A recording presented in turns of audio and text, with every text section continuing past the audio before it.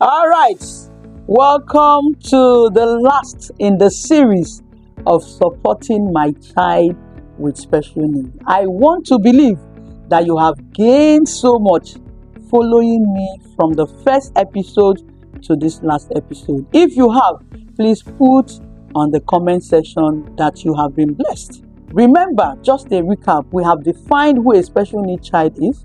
We have talked about accepting them for who they are. We have talked about seeking information on your child needs. We have talked about getting a support group. We have talked about taking your child's therapy needs seriously. We have also talked about speaking positively into the life of your child. We have talked about not pampering your child, giving them age-appropriate tasks to do. We have also talked about loving your child unconditionally.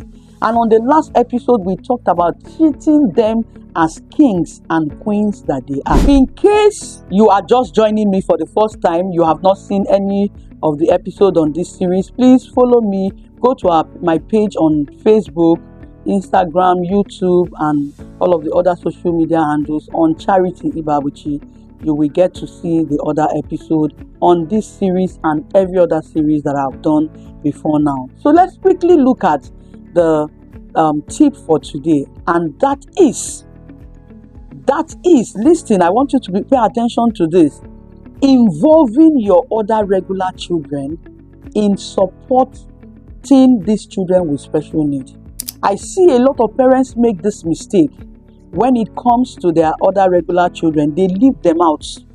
So you see the other regular children, and somebody brought her family members to me one time just because she saw what was happening in my home.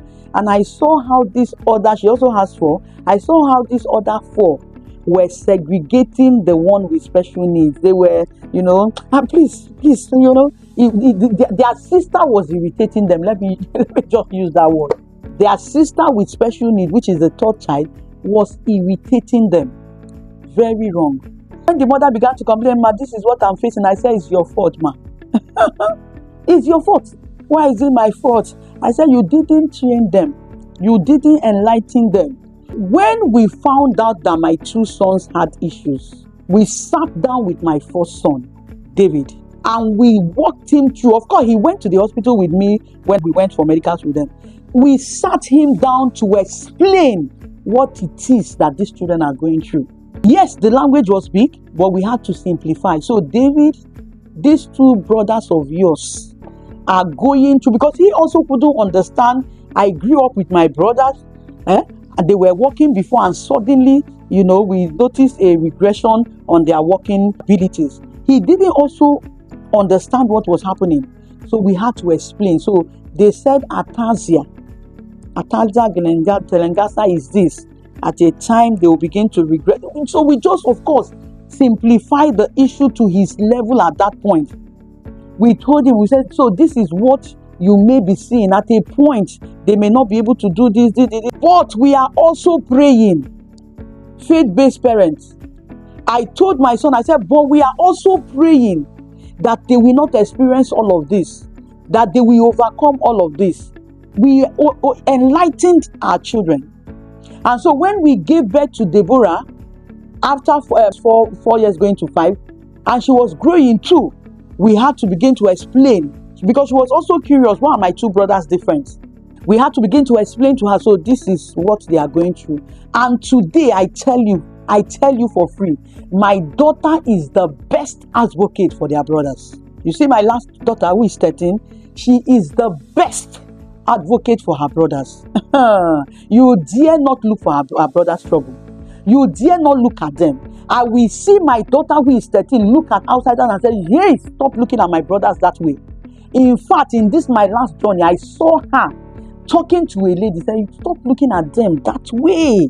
They are also women.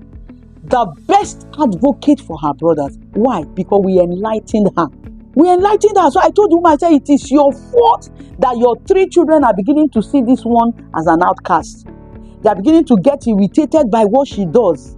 My daughter, my son, first son, is not irritated by what her brothers do. It is before that the brother will look and say, why are you always calling me? You are not calling Daniel, you are not calling Gideon. But we had to enlighten her. So there are some things you can do that they cannot do.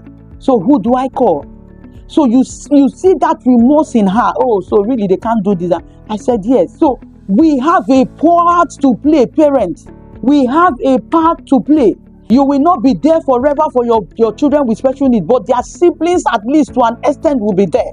You can't fight alone. You can't fight this fight alone. You need to recruit your other children. And that's one thing I have done for myself. That's one thing my family has done for herself. We have recruited every family member. You can't come to my home today if I have not enlightened you about my two sons. I will let you know. Of course, someone just came in August and we enlightened him about who Daniel and Gideon is. They can get you angry. Oh. They can get you angry. So you need to understand this aspect of them. So we enlightened the guy. So when he began to see some of those things we said to him, it wasn't new because we have given an enlightenment. Dear parents with children with special needs, if you must support your child, if you must give that child the support that he or she needs, you see these points that I've stated here, you need to begin to sit down with this point. But especially on this last point, recruit your children, recruit your family members. My in-laws know about my two sons. I'm not hiding them. My siblings know about my children. I'm not hiding them. Everyone related to me knows about my two sons. We are not hiding them. And they can tell you one or two things. The teachers in school, they know. We enlightened everyone around them. So this and these are things you may notice with these two children.